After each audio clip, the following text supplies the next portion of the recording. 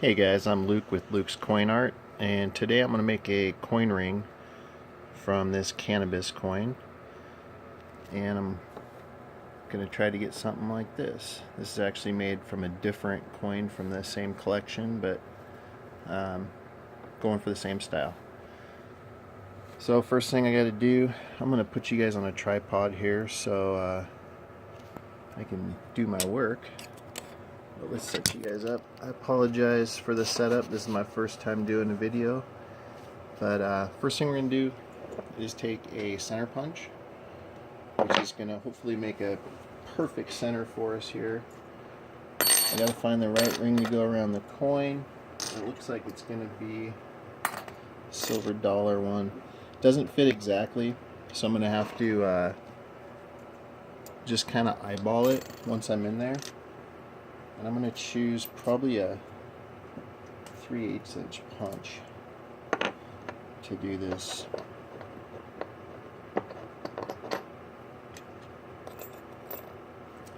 I want to get as close to center as possible.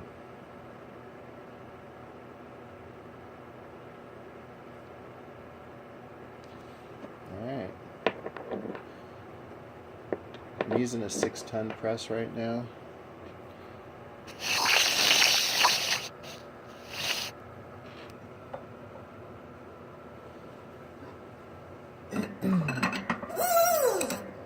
So we're going to punch the center out of this guy real quick. And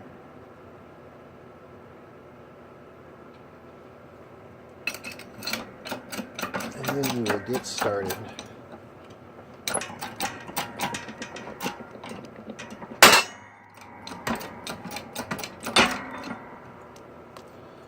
Alright, got the center out. And that leaves us with the punch. I gotta still get that out because it's pretty stuck in there. So to do that, I simply just put the press upside down with the small bit and just poke it out. So now we got a hole in the center of a Cannabis coin.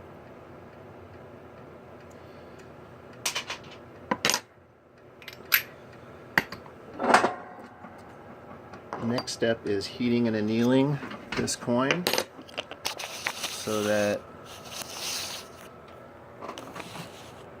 it can withstand the pressures that we're going to put on it through the coating process.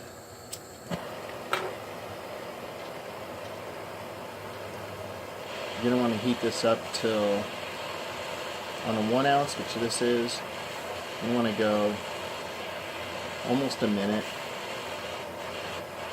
You want to go till it's just starting to turn red. It's hard to tell right now because the sun's shining in here, so you got to kind of go off of, I don't know, you just get a feel for it after time. But ideally you want kind of a glow going on with it.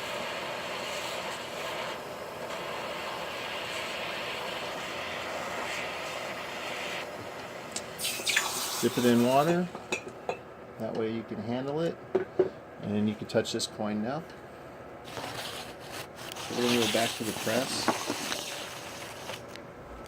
I'm going to set this up a little higher so you guys can see better.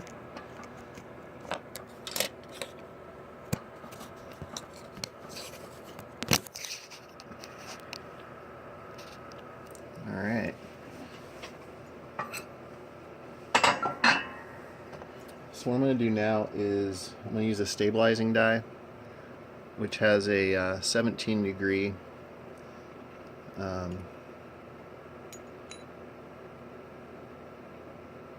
turn to it. Sorry, I'm trying to concentrate. You want to put this as level as possible inside there. And I'm going to use a starting cone, which is one of these guys.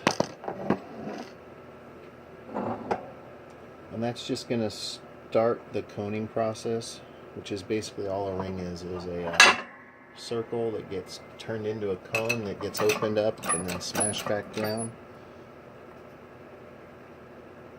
Put a little spacer in there to help out so I don't have to go as far down. Sorry about the squeakiness.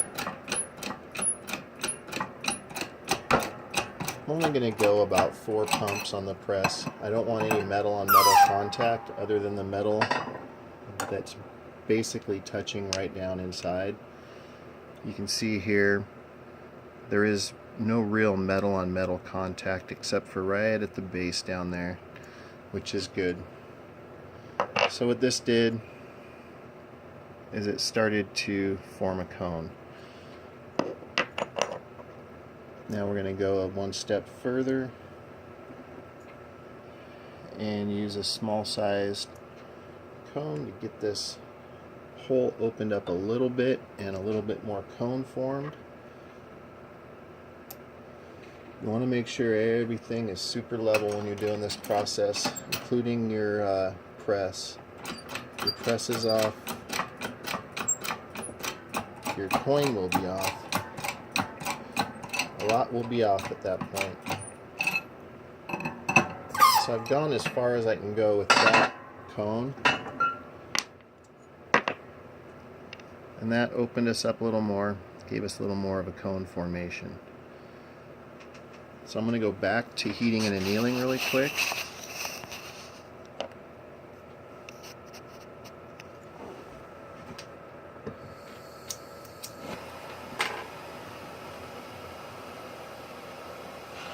I want to do this as often as possible. You kind of start to notice a little more pressure you have to give when you're using the ring stretcher and when you're using your press, especially when you're using the 90% for something with more metal content other than silver. Silver is very easy to deal with. If you don't heat and anneal, you will split the coin. It will open up. And I've got a few laying around here that have done that to me. I can show you. So you want to do this as often as possible.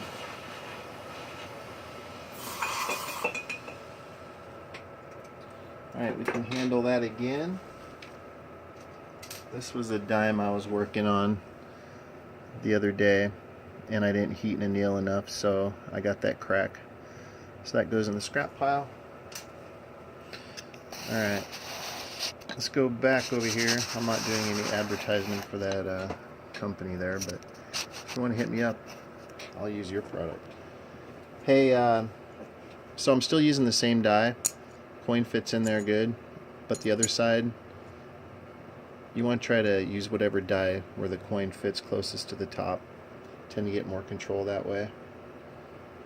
I'm going to jump up a cone size, so I was using this before. Now I'm going to go to this size, which is the next size up. Make sure everything's level, like I was saying before.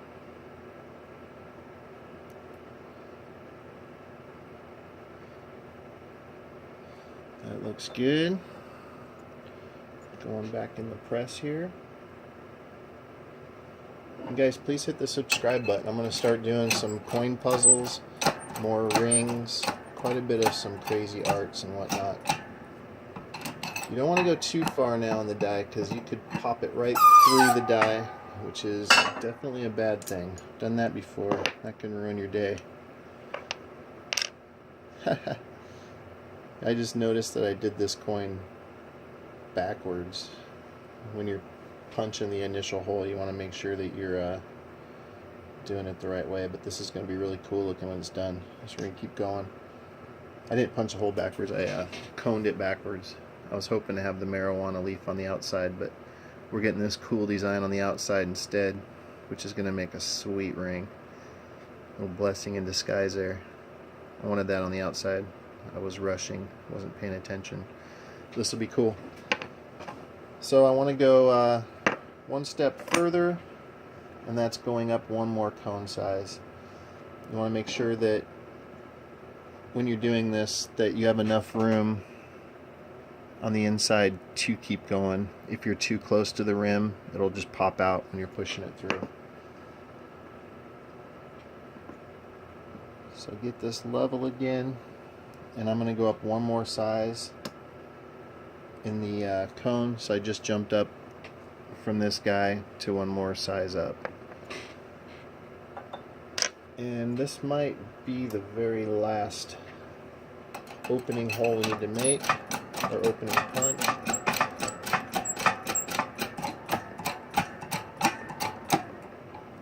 Alright.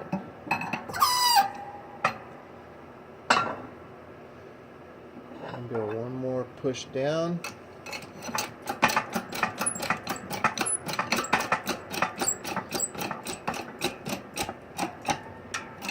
Alright, that's as far as I can go with this guy. As you can see, there's just a small gap there. So there's still really no contact to the inside of the coin. All the contact has still just been right inside on the lower lip. And you can kind of see the contact points. So now we are pretty cone shaped. I am going to go one step further, and that is with the big metal one. I already broke my other one, so this is just gonna flare it open one little tiny bit further, and I'm just doing this because I'm going for a larger size. It's not necessary. We could proceed to the stretcher from here if we wanted.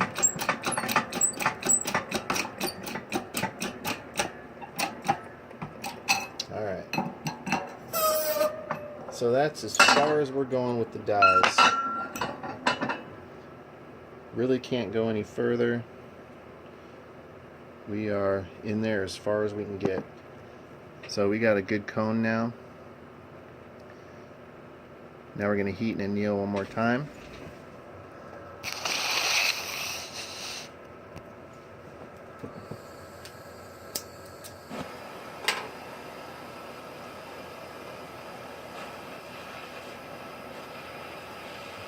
I'm going to do a Swedish wrap technique on this one when it comes to the finishing process. That will basically stretch the coin out and give it a really cool look. Kind of a barrel effect.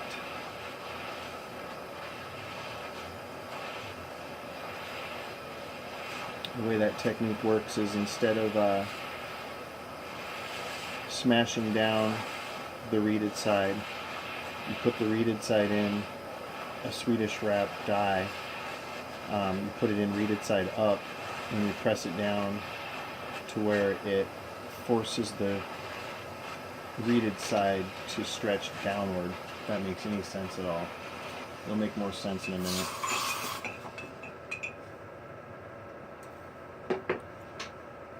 Alright. Go actually to the ring stretcher over here.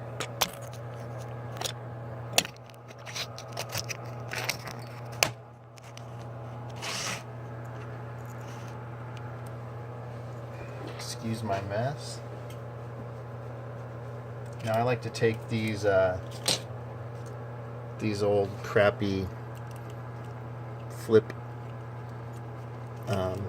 coin flip thingy bobbers. I like to use those, wrap them up, and use them as the inside so I don't get any metal on metal contact. Basically, I just want to open this coin up because I'm going to close up this hole here in a few minutes. Right now we're at about a size 9. I want to end it at about a size 10, so I want to stretch this to probably, I'm going to go to about a, I'm going to go as far as I can actually, which is about a 14.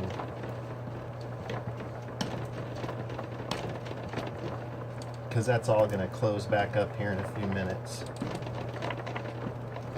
Now I can already feel the coin starting to harden up on me. And that's why you want to heat and anneal as often as possible. So I'm going to go about to a size 13, heat and anneal it real quick, and then finish this process. So let's go over here one more time. I keep saying one more time, but it's going to be a few more times, not many. You got to do this as often as possible, like I said. Very important.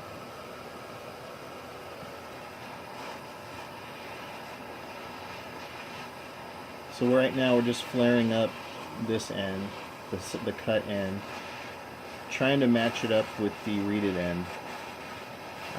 Although we're going to be putting it through a Swedish dye, I've noticed this makes the best final product.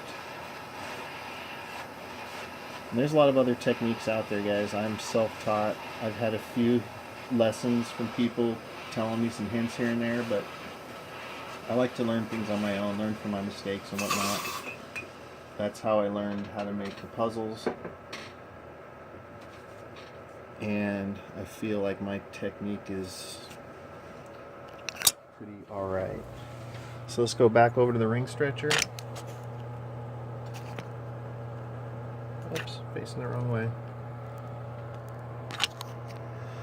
There we go.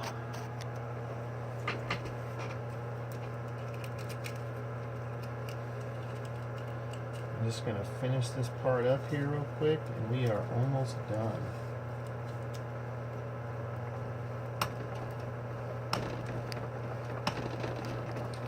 Again, 0.999 pure silver is pretty easy to deal with. If this were 90%, this table would be shaking hard. It sucks.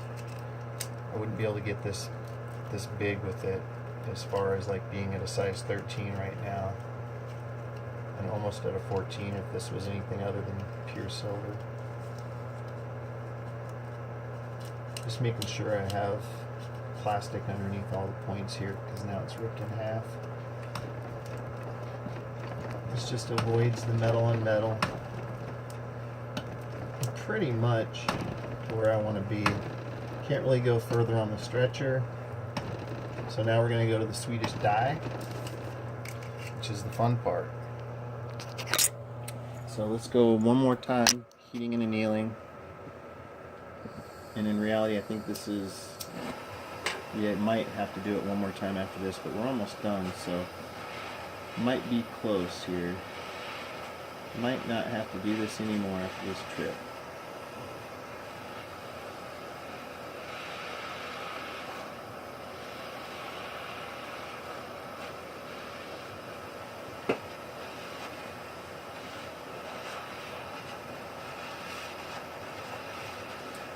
It's going to be a cool looking ring when it's done.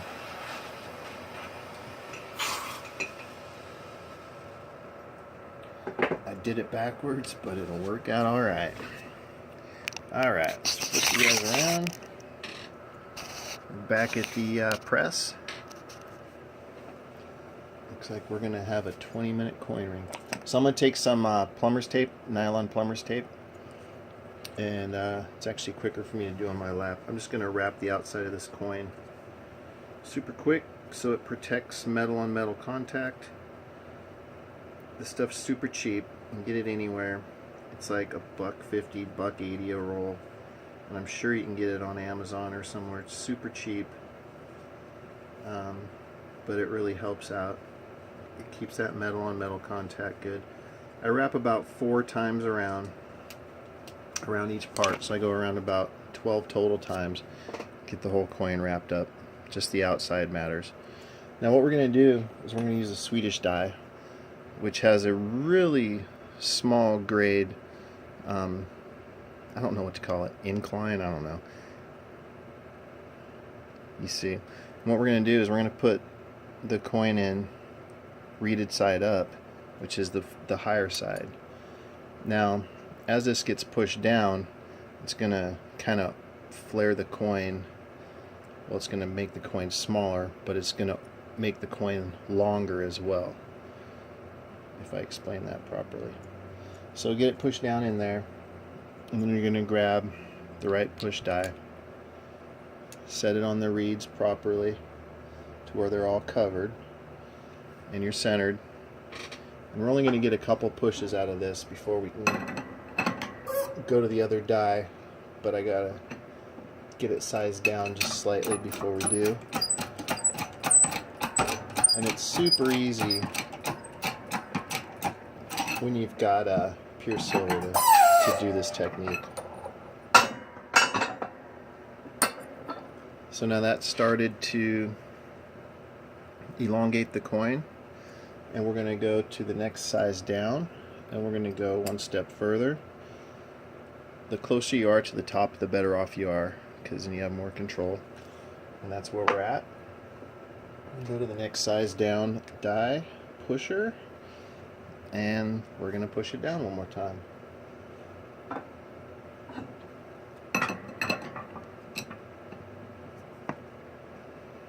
I use these little black pads. They help protect the metal on metal contact from my actual press too.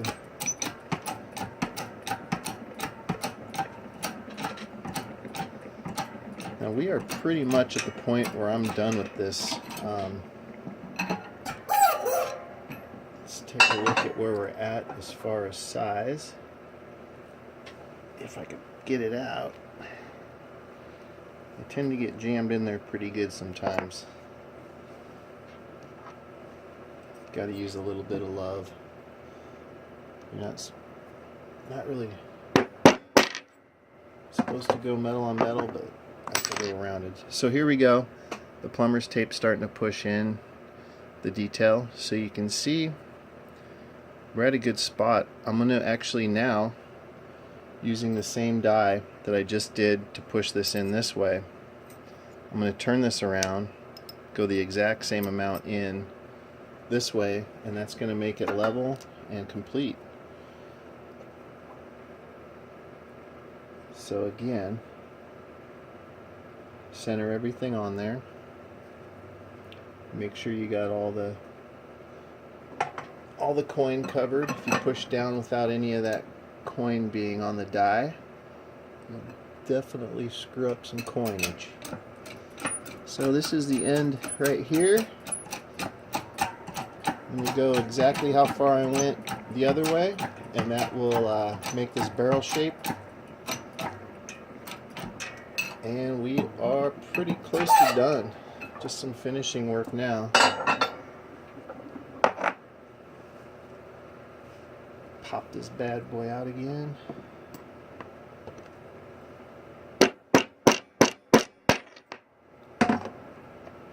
Alright, so we've got basically a ring.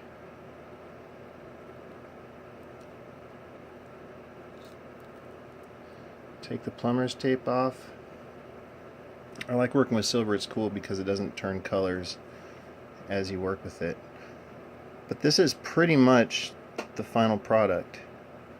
I'm going to do some antiquing to it and file down the cut side so that there's no sharp edges, and do a little quick work. So I'm going to put this on pause and I'll come back with the final product. Alright guys, I just polished it up a little bit, and I haven't antiqued it yet. I just wanted to show you the look of a polish. It hasn't been like polished to a shine because I am going to antique it here in a second. But I just want to give you the contrast between just the silver and then an antique look, because it really pops once you do an antique look.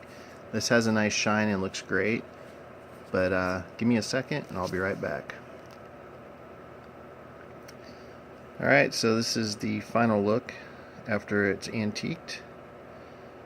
As you can see, the background is a little darker and the rest is silver.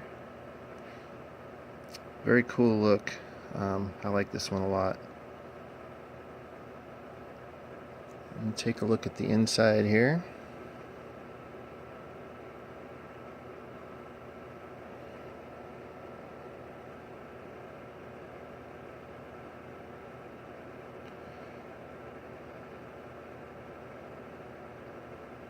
Still need to work this edge. Need to do some sanding to it, but that's pretty much final product, guys.